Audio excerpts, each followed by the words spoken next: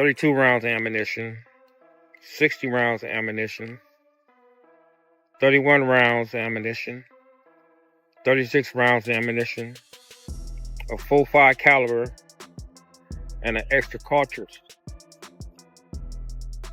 So that's count 2, right? Now, they have the items listed here.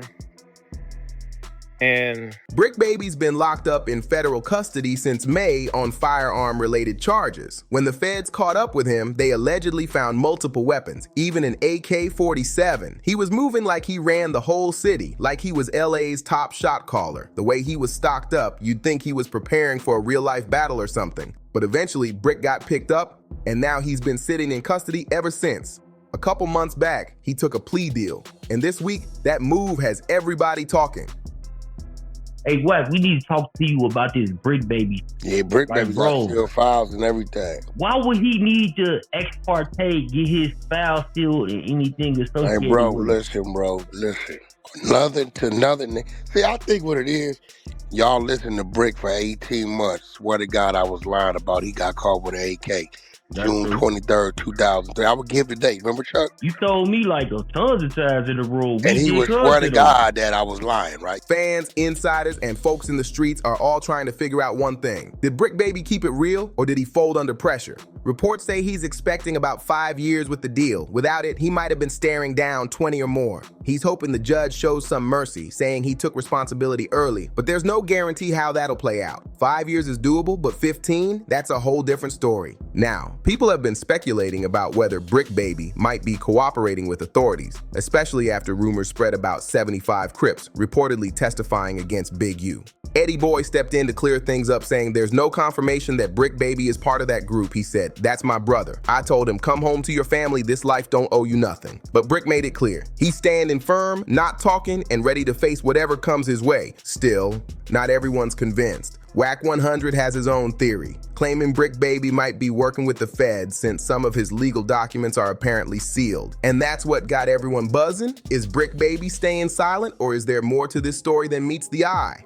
Wack 100 is not the kind of person you want to have as an enemy, especially in certain situations. If you're just some random dude on Clubhouse or YouTube trying to get attention, beefing with Wack might actually help you because the man brings major traffic. Going back and forth with him online instantly gets you clout, clicks, and attention. No doubt about it. Right?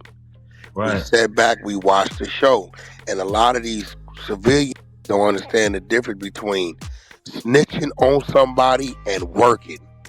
Me and you go do a move, Chuck. I get caught, I snitch and tell them the that got away is Big Chuck. This where he live. That's snitching on somebody. Working is they pull you in. We got you for this K, these 2 guns, this ammo, this 30 years. And we got you for that shooting last year. But if you're someone like Bricc Baby and somebody whose whole image depends on respect and reputation, especially coming from the streets, that's a whole different story. For him, credibility means survival, especially now that he's behind bars waiting on sentencing. In that position, you can't freely speak out or defend yourself like you want to. You can't hop online and set the record straight. Meanwhile, Wack 100 has one of the loudest voices on social media, not because he shouts, but because he knows exactly how to grab attention and control a conversation. He's slick with words, sharp with delivery, and knows how to make people listen. If Wack decides to push a certain idea or narrative, people are gonna run with it. That's how powerful his voice is. Now, nobody's saying Wack 100 lies. He usually speaks what he truly believes. But the thing about him is, even if he didn't fully believe something, he's so convincing that he could still make the world question it. That's his gift, and that's why he's dangerous in debates or public disputes.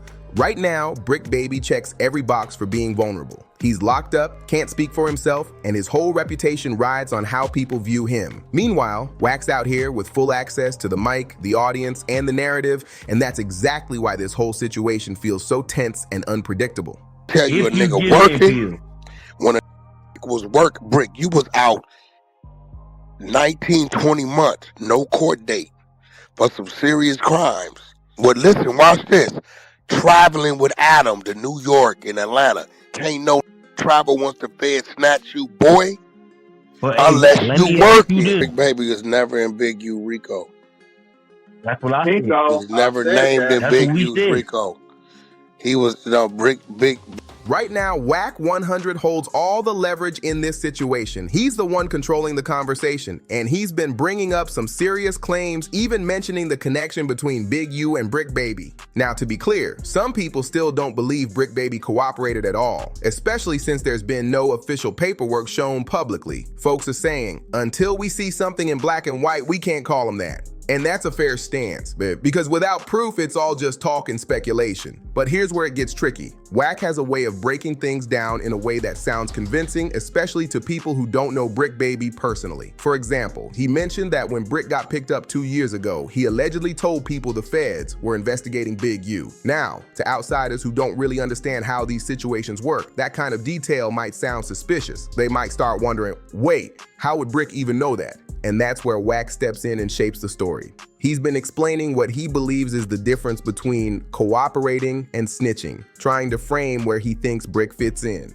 It's all about perception right now, because Whack's voice carries far, and every word he says adds more fuel to a story that's already got the streets talking. Until that paperwork shows up, though, everything's still up for debate. And that's exactly why this whole situation keeps getting hotter by the day. I actually spoke to both Whack 100 and Bricc Baby about this whole situation, and they each had very different stories to tell. On Whack's side, he told me straight up that he believes Bricc Baby might have been cooperating because he was allowed to travel freely after being raided.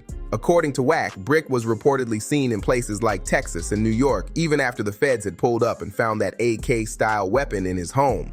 Whack's argument is that it's almost unheard of. He said, when the feds come for you, they usually don't let you move around like that unless they know exactly where you're at and trust that you won't run off.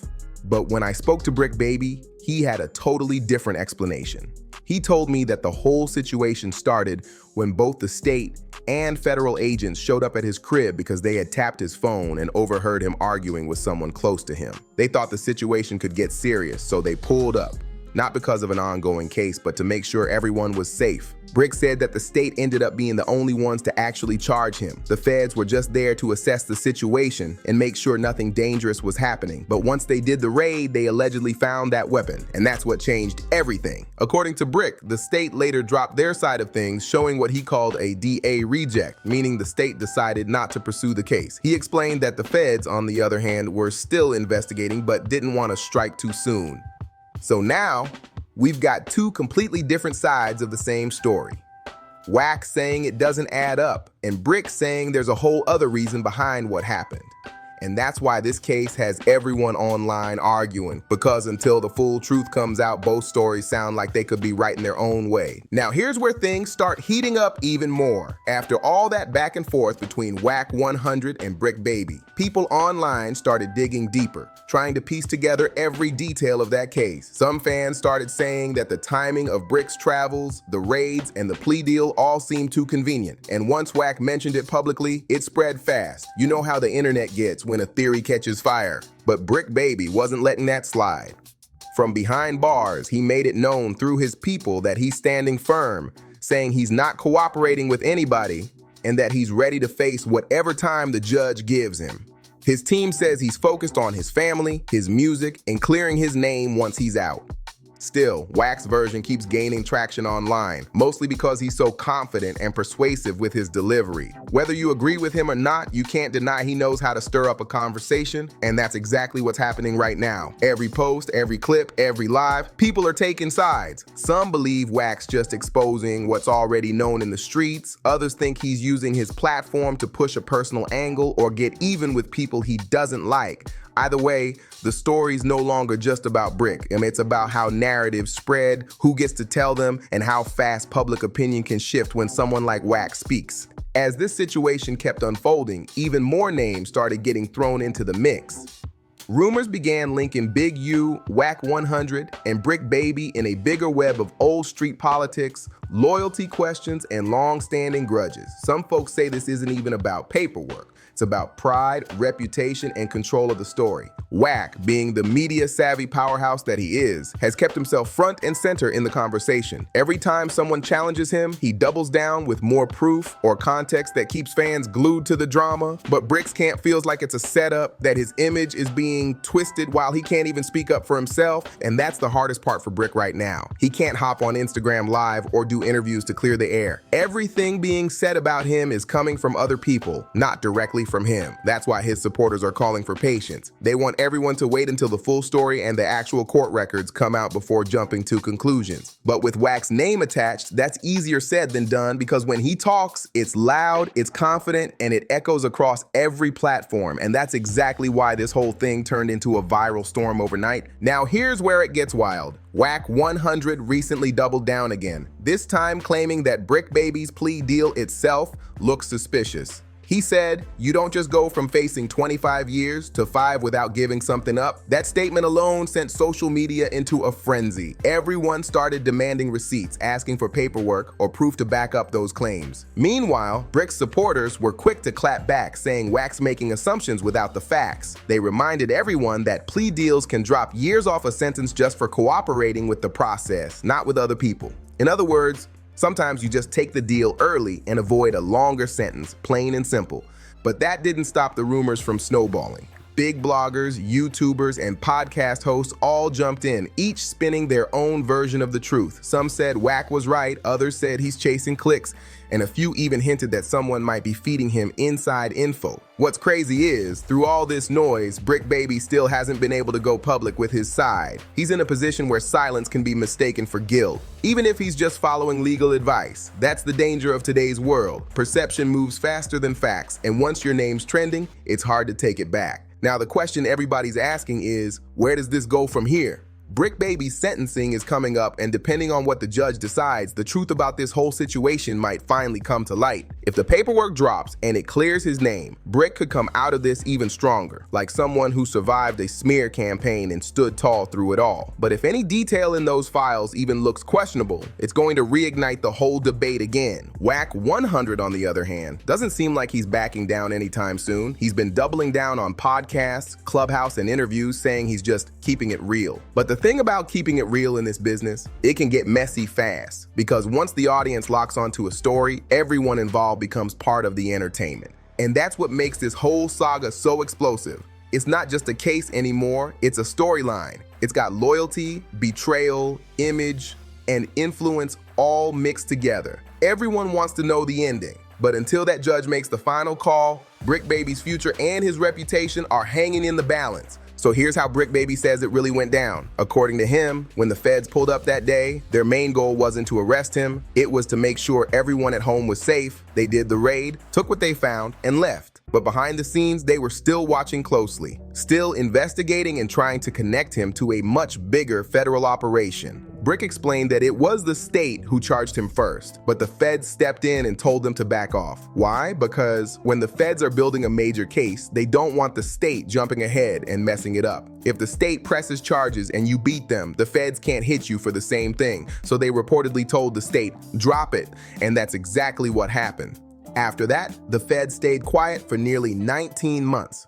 During that time, they were still gathering info, watching his every move and building a bigger case. When they finally made their move, it was part of a larger operation known as Operation Big Draws, which reportedly included other names connected to the same network. Now, that's Bricc Baby's version, but Wack 100 isn't buying it. He's still saying it doesn't add up. To him, the travel freedom, the timing, and the special treatment sound way too unusual, and that's why people online are split. Both sides make solid points, and nobody knows who's really telling the full truth. One thing's for sure, this story is far from over. The sentencing will tell us a lot more. So make sure you subscribe, like, share, and drop a comment below. What do you think? Is Bricc Baby keeping it solid, or is there more to the story?